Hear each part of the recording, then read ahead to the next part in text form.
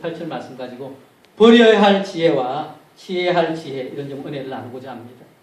우리 지난 시간에 야고보서 3장 앞부분에서 어느 생활의 중요성에 관해서 함께 도전을 받았습니다. 우리는 말할 기회가 있을 때마다 서로를 살리고 공동체를 살리는 소망의 말, 힘이 되는 말, 우리 좋은 말 하기 원합니다. 아멘.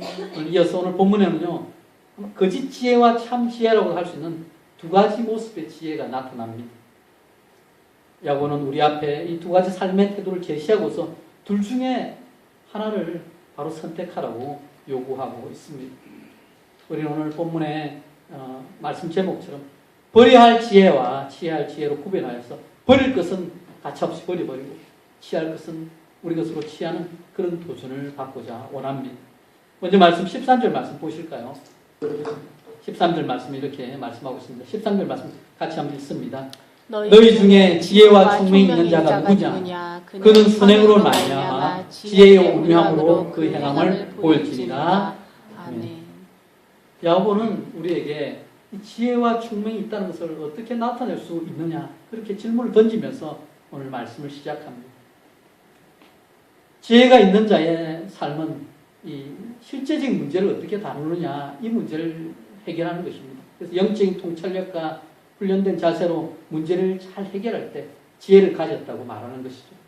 또한 총명이 있다 이렇게 말하는 것은요, 어떤 분야의 또 전문가로서 지적 능력과 또 학적 통찰력을 지니고 있는 사람을 좀 한편으로 우리가 총명이 있다고 말하죠. 그런데 아무리 지혜가 많다, 또 총명이 있다 할지라도 그것이 삶으로 드러나지 않는다면 그 지혜와 총명은 무의미합니다. 지혜라는 것이 학위에 따라서 측정되는 것이 아니고 어떻게 실제 삶으로 행하느냐, 그에 따라서 드러난다고 말씀하고 있습니다. 그래서 우리가 구체적으로 이 지혜는 진리를 삶에 적용하는 것, 그것을 통해서 나타나게 되어 있습니다. 그래서 야고보가 오늘 말씀을 통해서 우리가 사람이 생각하는 것을 가지고 말하고 이걸 넘어서서 구체적인 삶에서 어떻게 실제적인 지혜를 실천하느냐, 이것을 도전하는 것이죠. 이것은 계속해서 야고보서에서 말씀하고 있는 행함이 있는 믿음이 진짜입니다. 행함이 없는 믿음은 죽음이다 하는 그 내용과 연결하여서 지혜에 도전하고 적용하고 있는 것입니다. 그 당시 이 문제점을 가지고 이 야고보가 지금 이 얘기를 하고 있습니다. 지혜의 온유함을 강조하는 이유가 있는 것이죠. 그 당시 문제점의 하나는요, 이 교만한 선생들이 서로를 향해서 자신이 더 대단하다고 그렇게 서로를 공격하면서 그렇게 문제를 일으키는 그런 일들이 있었다는 것입니다. 그런데 거기에 대한 야고보는 오늘 대책으로서 온유함을 제시합니다. 지혜에 대해 지혜의 온유함을 말합니다. 이 온유함이라는 것은요, 그 당시 나름 똑똑하고도 하는 사람들이 좀 공격적으로 그렇게 다른 사람에 대해서 공격하고 또 가짜 선생들이 지니던 그 오만과 이심에 대해서 이 반대되는 표현으로 이 온유함의 그 모습을 강조하는 것입니다. 그래서 이 온유함을 지닌 사람은요, 다른 사람을 대할 때 결코 교만한 자세를 취하지 않습니다. 그러나 그러면서도 다른 사람 요구에 그냥 무작정 이끌려 다니는 그런 잠자코 있는 사람의 모습도 아닙니다. 이 세상의 방식이 오만함과 이심을 가지고 자연스럽게 그 방향으로 따라가려는 그 경향을 거부하고 그 가운데서 스스로 절제하고 통제하는 사람이 온유한 사람인 것입니다. 하지만 이 당시 배경에서요, 특히 헬라 문화에서 이 온유함을 그다지 좋은 것으로 보지 않았습니다. 온유하다는 것을 연약한 것하고 연결시켰습니다. 그래서 한편으로 보면 지도자로서 결함이 있는 것으로 간주되기도 했습니다. 오늘날에도 여러분 지도자를 생각할 때는 강하고 카리스마 있는 모습을 기대하지만, 그러나 이 온유한 지도자는 좀 연약하다고 그렇게 쉽게 여겨지곤 하는 것이죠. 하지만요, 성경에 보시면요, 모세는 온유함 가운데 하나님께서 세우신 거리로 백성들을 이끌었습니다. 그래서 민수기 12장 3절에 보시면 이 사람 모세는 온유함이 지면의 모든 사람보다 성하더라. 지면의 모든 사람보다 더하더라는 말씀을 통해서 모세의 대단함이 온유함 가운데 있다. 그렇게 얘기합니다. 그 얘기는요, 하나님께서 그를 들어 쓰셨다는 것입니다. 예수님께서도 산상수훈에서 온유한 자가 땅을 기업으로 받을 것이라고 말씀하시면서 이 온유함의 중요성을 강조했습니다. 또 갈라디아서 5장 22절 23절에 성령의 9가지 열매가 나오는데 그 가운데 이 온유함이 들어있습니다. 우리는 세상적인 그 상황 가운데 보시면요, 잠재적인 갈등 상황이 있습니다. 다들 자기를 드러내려고 하는 시대. 그러다 보니까 어느 한 자리를 놓고 여러 사람이 다툴 수밖에 없는 그 시대 가운데 살고 있습니다. 그러니까 갈등 상황 속에 놓여 있다는 것이죠. 그런데 그런 상황에 놓여 있다 할지라도 우리는 할 수 있는 대로 겸손한 자세로 서로를 친절하고 부드럽게 대해줘야 합니다. 우리는 논쟁적인 자세로 다른 사람을 비방하려는 그 세상적인 태도를 벗어버려야 합니다. 우리 성경에 그리스도인에게 요구되고 있는 바가 바로 이 온유하고 선한 행동으로 오늘 말씀처럼 그 가운데 영적 지혜가 있음을 드러내야 한다는 것이죠. 그런데 이런 겉면이요, 이 당시 교회 가운데도 필요했다는 것입니다. 교회 가운데도 서로 열심을 내는 성도들 가운데 교만이 있고 또 서로 불화를 일으키는 그런 위기사항들이 있었다는 것입니다.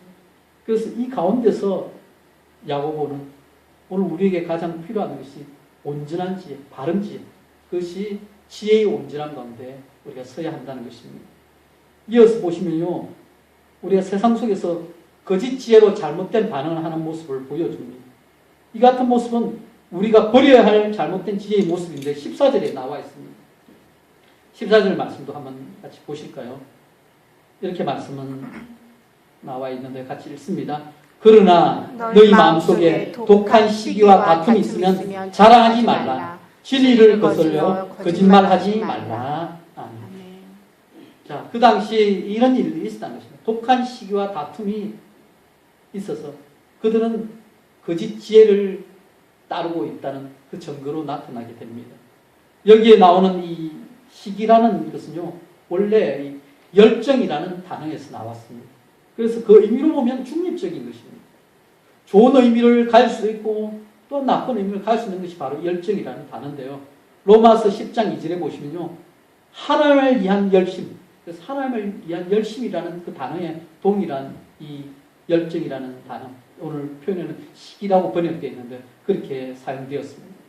그런데 오늘 그 시기라는 단어 앞에 보면요, 독한이라는 단어가 붙여 있어가지고 이것은요, 다른 사람들의 의견을 무시하고 자신의 의견만을 앞서는 사람들의 그 욕구와 의지를 보여줘서 이것이 잘못되게 사용되고 있다. 그 부정적인 의미를 야고보는 드러내고 있는 것입니다.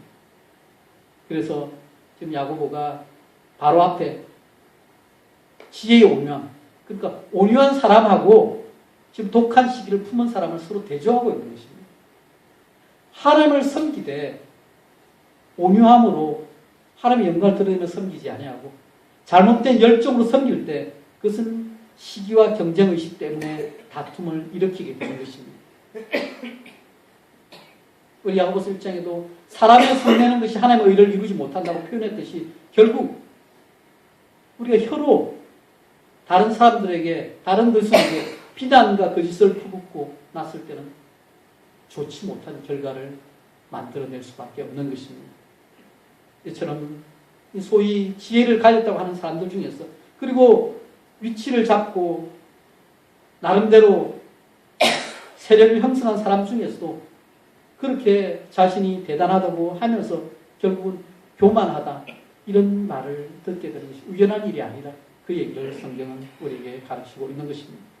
그래서 이런 배경 가운데 그 당시 열정을 지닌 자들이 오히려 공동체 내에 많은 문제를 일으키게 되었습니다.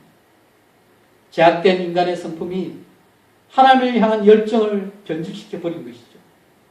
하나님을 향한 열정을 가지고 자신들과 다른 사람들에 대해서 사실은 이 제대로 된 그 반응을 못해서 적대감을 가지고 자신에 대한 평가도 제대로 내리지 못하고 오히려 다른 사람에 대해서는 비난하고 깎아내리게 되는 것입니다.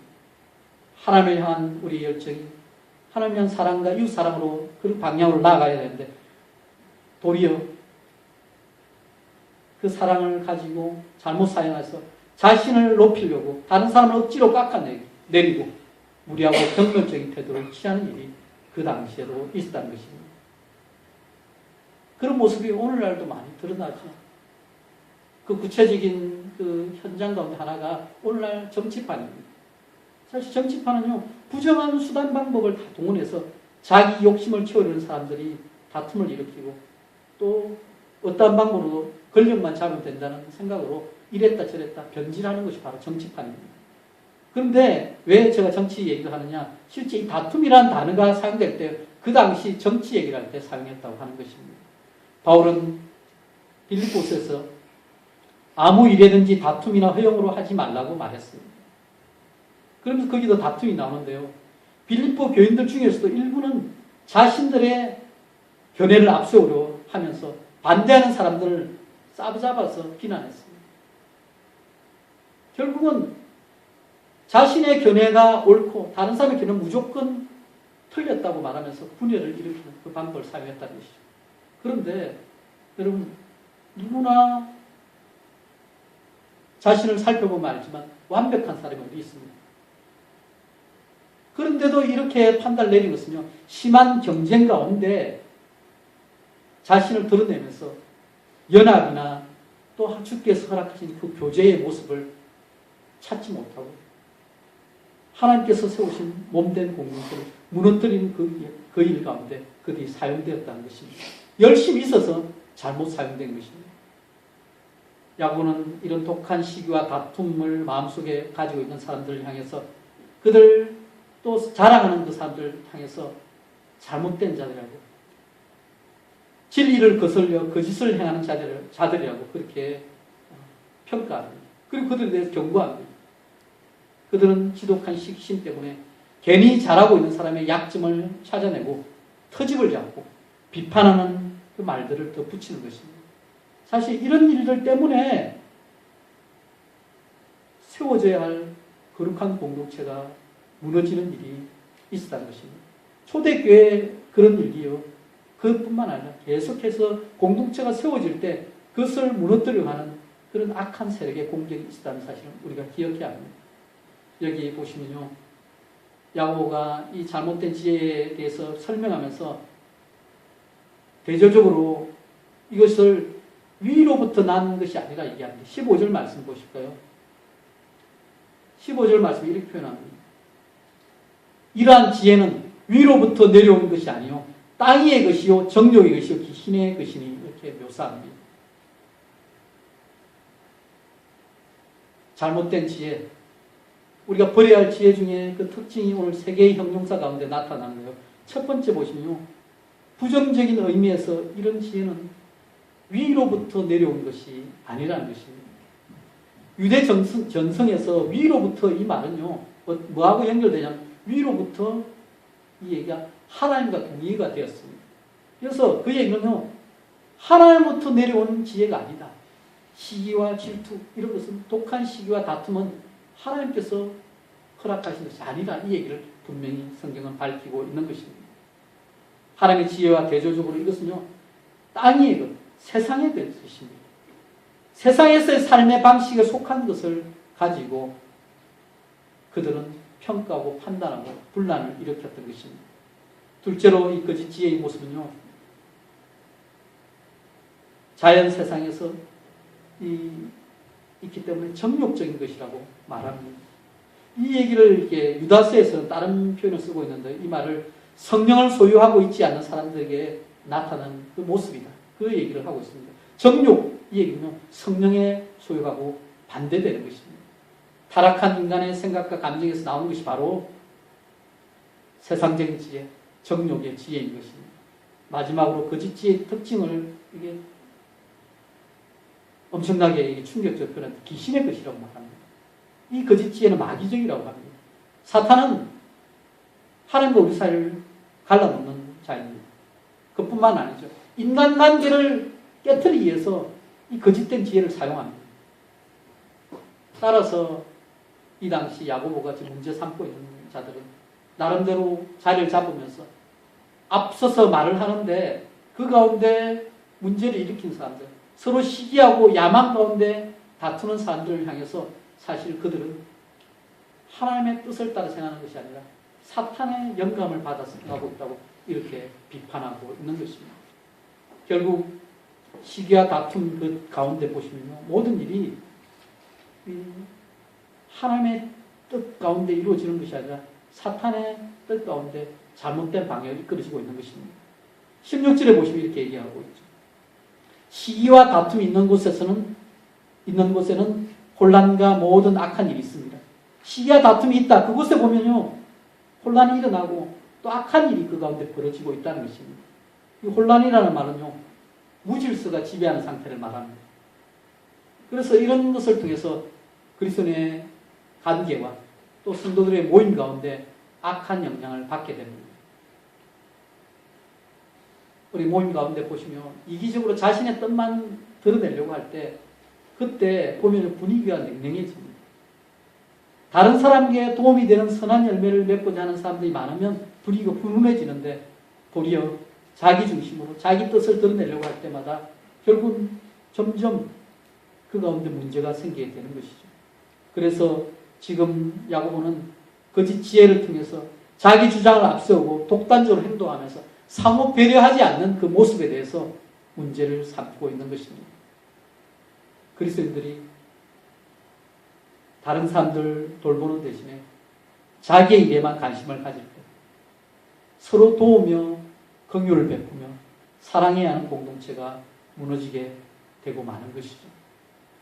사도 바울은 이런 이적인 모습 때문에 공동체가 무너지지 않도록 각자 자기 일을 돌볼 뿐더러 다른 사람의 일을 돌아보라고 그렇게 말했습니다. 우리가 어둠 때문에 어둠을 탓하기보다는 우리가 할 수 있는 대로 어둠 속에 불을 밝히기 위해서 우리가 최선을 다해야 하는 것입니다. 그것이 우리에게 맡겨진 사명입니다. 그래서 지금 야고보는 거짓 지혜에 대해서 경고하면서 새로운 대안을 우리에게 제시합니다. 그것이 바로 위에서 오는 지혜에 대해서 오늘 소개하고 우리가 그것을 따라서 살라고 하는 것입니다. 야고보서 1장에서 야고보는 누구든지 믿음으로 구하는 자에게 하나님께서 지혜를 주신다고 그렇게 약속의 말씀을 전했습니다. 사실 이 지혜라는 것은요, 어떤 세상적인 사실들을 많이 아는 것이 아닙니다.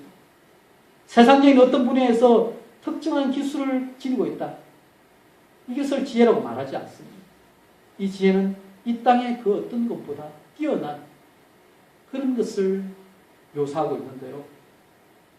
갈라디아서에서 나타난 성령의 열매와도 연결됩니다. 오늘 내용이 그렇게 연결되는데 17절부터 보면요, 그 내용들이 구체적으로 묘사되어 있습니다.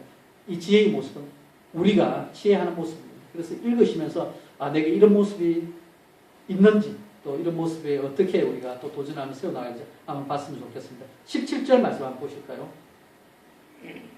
17절 말씀 같이 읽겠습니다. 오직 위로부터 난 지혜는 첫째 성결하고 다음에 화평하고 간용하고 양순하며 긍휼과 선한 열매가 가득하고 편견과 거짓이 없나니. 위로부터 난 지혜의 8가지 특성이 나와 있는데요. 첫째는요, 성결하다는 것입니다. 위로부터 난 지혜는요, 하나님으로부터 난 지혜이기 때문에 다른 어떤 세상적 불순물과도 섞이지 않은 성결한 것이라 그렇게 말씀하고 있습니다. 여기에 이제 표현은 아까 봤지만 이 시기와 다툼, 여기는요, 이 사탄적인 모습이 담겨 있다 했지 않습니까? 그래서 여기에 보면 위로부터 난 지혜의 특징, 성결하다는 것은요, 마귀적 지혜가 전혀 섞이지 않았고 악을 제거해버리는 순수함이 그 가운데 담겨 있다는 것을 나타내는 것입니다. 이것이 다른 모든 특징들을 위해서 안전한 초석을 마련하고 있습니다. 그리고 그 다음에 5가지 특징들은요, 다른 사람들과 바른 관계를 맺는 그 지혜를 나타냅니다. 그래서 화평한다는 것은요, 지혜가 싸움을 벌이지 않는다는 것입니다. 그리고 더 나아가서 분열이 있는 곳에 평화를 가져다 주는 그 소망을 드러내는 그 지혜를 말합니다. 또한 간용하다는 것은요, 다른 사람들에게 요구하는 일이 이치에 맞고 정당하다는 것을 말합니다. 양순하다는 것은요, 다른 사람의 의견들을 통해서 기꺼이 배우려고 하고 고침을 받고자 하면서 경건한 리더십에 흔쾌히 순응하는 자세를 가진 것을 말합니다. 또 긍휼이 많다. 이것은요, 어려움에 처한 자들에게서 우리가 어려움에 처한 자들을 대할 때 같은 마음을 동정을 베풀면서 드러나는 그런 모습을 말합니다. 이 선한 열매 얘기할 때 선한 열매가 가득하다는 것은 결국은 필요한 자들에게 친절과 도움을 베푸는 행동을 드러내는 것이죠. 이게 사람과의 관계 속에서 나타나는 것입니다. 그게 결국은 우리 하나님 사랑, 이웃 사랑할 때 이웃 사랑의 모습이 어떻게 해야 하느냐. 그 모습이 오늘 이 말씀 가운데 나타나 있습니다. 그런데 이것이 우리 힘으로는 잘 안 되죠. 결국은 오늘 이 나타난 열매들을 볼 때요. 결국 이 열매가 성령의 열매하고 연결됩니다. 성령의 열매의 특징을 보면요. 갈라디아서 5장 22절 23절에 성령의 열매를 어떻게 묘사하고 있냐. 오직 성령의 열매는 사랑과 희락과 화평과 오래 참음과 자비와 양심과 충성과 온유와 절제 이 같은 것을 금지할 법이 없느니라. 이렇게 말씀하고 있습니다. 그 얘기는 성령께서 우리를 주관하시면 자동적으로 열매를 맺게 되는 것입니다. 억지로 맺을 수가 없는 것입니다. 오늘의 이 열매도 마찬가지입니다. 위로부터 내려온 지혜는요, 우리가 뭔가 만들어내서 되는 지혜가 아니라 하나님께서 우리 가운데 주인 되셨어요. 우리에게 지혜를 부어오시면 이 열매들이 우리 삶 가운데 드러나게 되는 것입니다. 마지막 두 가지 특징이 있죠. 위로부터 난 지혜 자체의 중요한 본질을 보여주고 있는데요. 그것이 편견과 거짓이 없다는 것입니다. 지혜에는 편견이 없다. 이 얘기를 우리가 보면서 그럼 편견이 있다는 것은 뭐냐? 타인에 대해서 선입관을 가지고 판단하는 것입니다. 그것이 바로 이런 편견이 있는 것이죠. 그러나 편견이 없다는 것은요. 두 마음을 품은 사람과는 달리 오직 하나님을 따르는 이에만 마음을 고정시킨 사람과 마찬가지입니다. 하나님은요. 어느 한쪽에 치우쳐 있지 않습니다. 흔들리지 않는 믿음을 우리에게 요구하시면서 우리를 철저히 사랑하시고 또 우리가 주님의 사랑 가운데 반응하기 원하십니다. 헌신의 자세를 유지하기 원하십니다. 그것이 오늘 우리에게 요구되는 위로부터 난 지혜의 모습입니다. 또한 위로부터 난 지혜에는요. 거짓이 없습니다. 거짓이 없다는 것은 속임이 없다는 말입니다. 그래서 우리가 세상을 살아갈 때요. 이랬다 저랬다 하는 사람 많이 만나게 되죠. 또 여러분 다른 사람을 볼 때 이랬다 저랬다 모습이 잘 보이는데 사실 자신을 돌아보더라도 우린 종종 그런 모습이 있습니다. 어떤 상황에서 이렇게 했다가 또 다른 상황에서 저렇게 했다가 이런 모습이 있는 것입니다. 그런데 계속해서 하나님 뜻 가운데 우리가 쓸 때요. 이것이 그 사람의 모습 가운데 하나님 앞에서 있는 모습으로 바로 세워져 갈 때는요. 다른 사람이 있거나 없거나 그 사람의 모습이 같은 모습으로 드러나게 된다는 것입니다. 그것이 없다 할 때 그 사람의 행위에 영겁적인 모습이 점점 사라져 간다는 것입니다. 순전하고 다른 사람에게 열린 자세로 나타나게 됩니다. 그래서 뭔가 가리고 속이고 이렇게 할 필요 없이 있는 그대로 드러냈는데 불구하고 그 가운데 하나님의 뜻을 우리가 밝히 알 수 있게 되는 것입니다. 그런데 문제는 여러분 오늘 이 8가지 모습을 봤는데 한편으로 이 위로부터 난 지혜의 모습을 여러분 세상 사람들이 볼 때는 무시할 수도 있는 것입니다. 시기심과 경쟁심으로 가득한 세상에서 이런 위로부터 난 지혜를 가진 사람을 대할 때는요 좀 어리석다고 평가할 수 있다는 것입니다. 당장 눈앞에 이걸 쫓아 살아가는 사람들 앞에서 여러분 성결하고 화평하고 간용하고 양순하고 긍휼과 선한 열매를 추구하면서 편견과 거짓이 없는 사람을 세상 사람들은 너무 순진한 바보로 취급할 수 있다는 그 사실도 우리가 기억해야 합니다. 그렇게 보여지게 될 수 있다는 사실을 우리가 기억할 때 우리는 그럼 어떤 선택을 해야 하느냐 또 도전을 받게 되는 것이죠.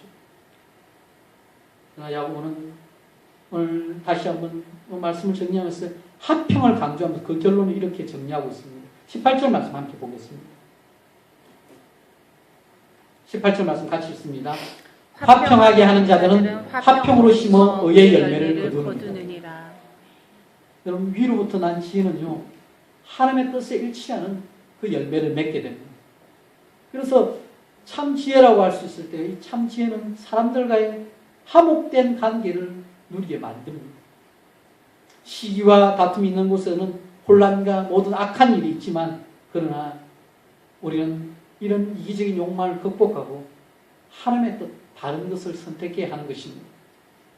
사람의 성내는 것이 하나님의 의를 이루지 못한다고 말씀 우리가 들었듯이 다툼보다는 화평이 더 낫다는 그 교훈 가운데 우리에게 주어지는 도전이 있습니다. 사실 이게 쉽지 않다는 것이죠. 쉽지 않지만 그러나 오늘 말씀처럼 화평을 심을 때 결국 의의 열매를 거두게 되는 것입니다.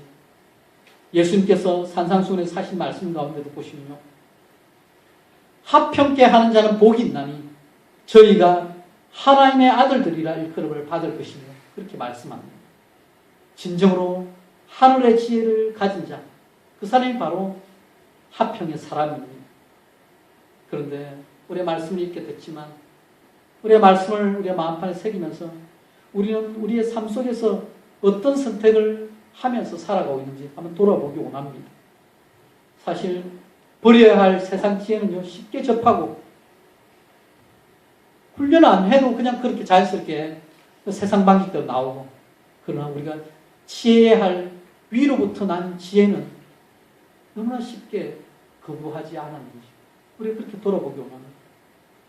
성경 가운데도 이런 문제는 계속해서 반복되어 드러났습니다. 빌립보 교회 가운데 가장 큰 문제 중에 하나가요, 성도 간의 다툼이 있었습니다. 유오디아와 순두계라는 이 두 열심 있는 사람들이 서로 다투었습니다. 그래서 성경까지 이름이 기록되어 있습니다. 둘 다 열심은 있었지만 서로 한 마음을 품지 못하고 선한 주님의 몸된 공동체 가운데 문제를 일으켰다는 것입니다. 선교사님들의 위기 가운데 많은 경우가 관계의 갈등으로 생긴다고 합니다. 제가 구체적 사례를 보면서 오늘 책을 한 권 가져왔는데요.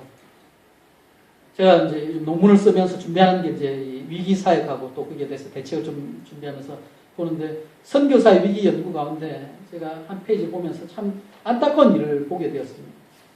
어느 한 선교사님이 15년간 사역을 잘 하고 와서 그 가운데 이 창의적 선교 지역이라 해갖고 구체적으로 내가 선교사를 이름을 드리려고 사역할 수 없어서 학교를 세워서 사역을 했습니다.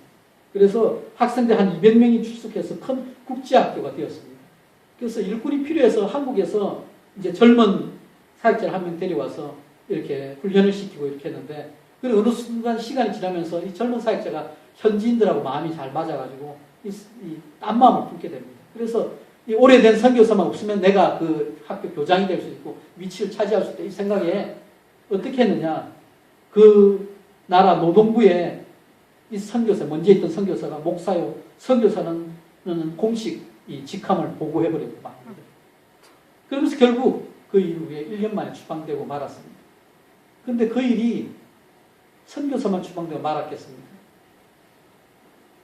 그 힘든 그 지역에 유일하게 선교사 중에 몇몇 안 된 선교사에게 이분이 공식 드러나는 바람에 모든 이 국제학교 사역들이 다 조사가 돼가지고 그 지역의 선교사 더 이상 발돋지 못하게 그런 엄청난 사태가 벌어지고 말았습니다. 그게 뭐냐?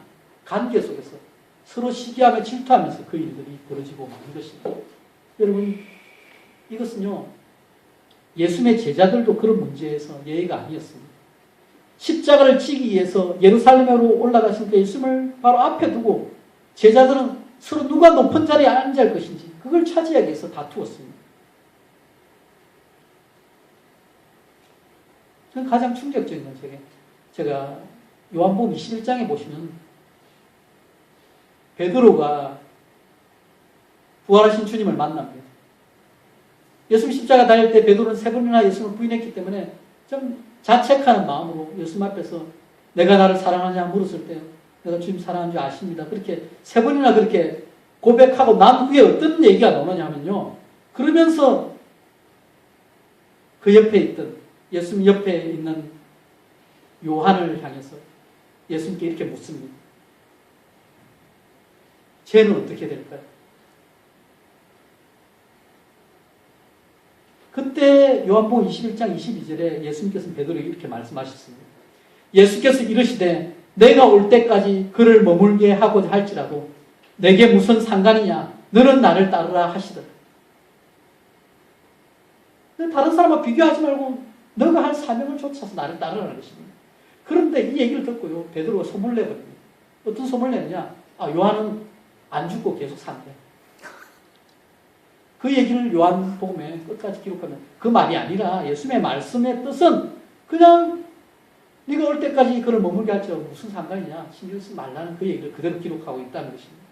여러분, 사람 여러분, 우리는 끊임없이 이 땅에 살기 때문에 남들과 비교하며 시기하며 질투하며 이 믿음의 싸움을 살아가게 됩니다.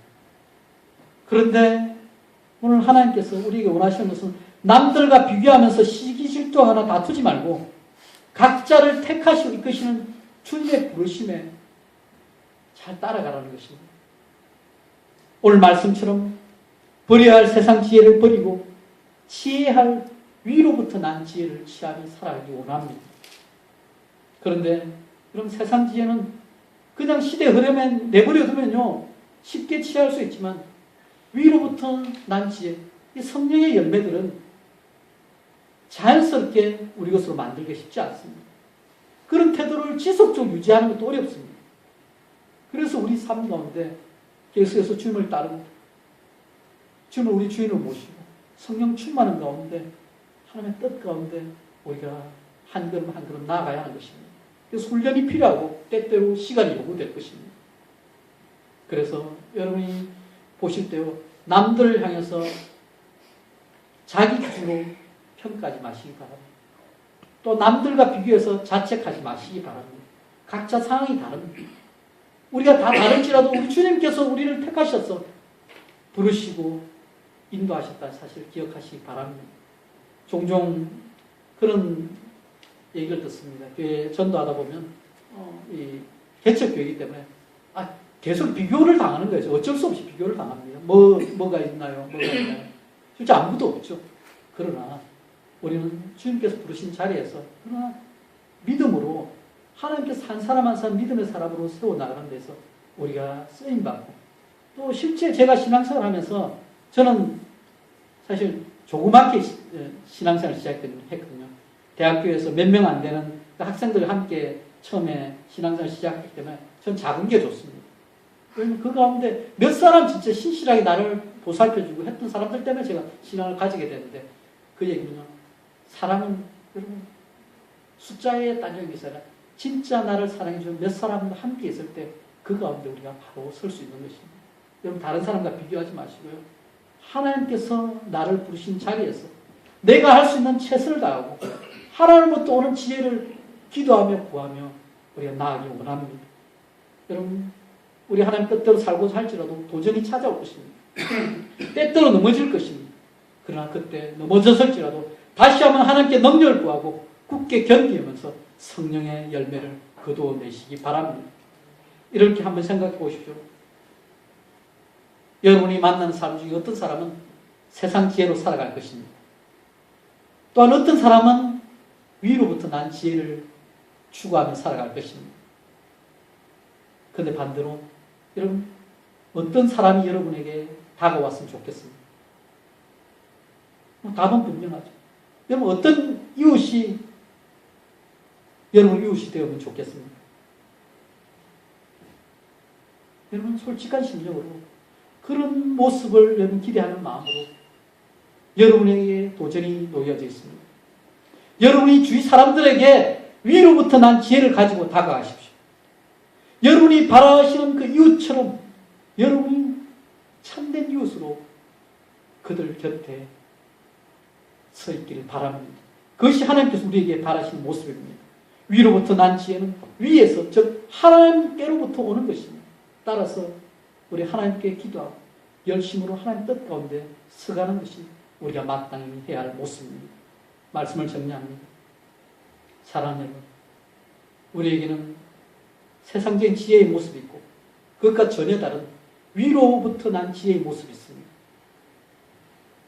하나님께서는 우리가 온유함으로 의와 화평을 이루는 것이 자기 중심적인 열정을 가지고 세상적인 방식으로 자신을 드러내는 것보다 더 중요하게 여기십니다. 하나님의 진리를 부인할 만큼 그 교만한 모습으로 세상의 그 목표와 야망을 지나치게 추구하며 나가는 것에 대해서 경고하고 있는 것입니다. 우리는 세상의 빛된 자로서 거룩한 삶을 살아가기 위해서요, 성령의 지혜, 위로부터 난 지혜로 충만해져야 합니다. 그것을 위해서 매일매일 우리가 믿음의 자리에서 기도하면서 말씀 가운데 그리스도를 점점점 닮아가기 원합니다. 하나님께서 이 한 주간 우리에게 또 기회를 주셨습니다. 오늘도 하나님의 말씀 가운데 주의 약속하신 말씀 그대로 위로부터 난 지혜를 사모하시는 여러분 삶 가운데 한 주간의 삶을 통해서 하나님께서 베푸시는 선한 열매, 축복의 열매, 의의 열매가 가득하시기를 예수 그리스도 이름으로 축원합니다. 아멘. 아멘.